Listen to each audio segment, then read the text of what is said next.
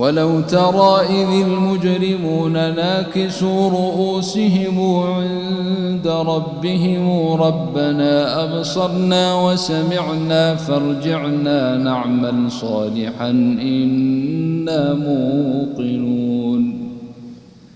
ولو شئنا لآتينا كل نفس هداها ولكن حق القول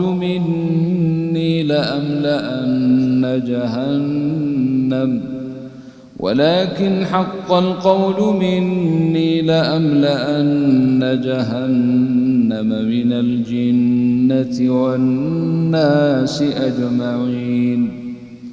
فذوقوا بما نسيتم لقاء يومكم هذا إنا نسيناكم وذوقوا عذاب الخلد بما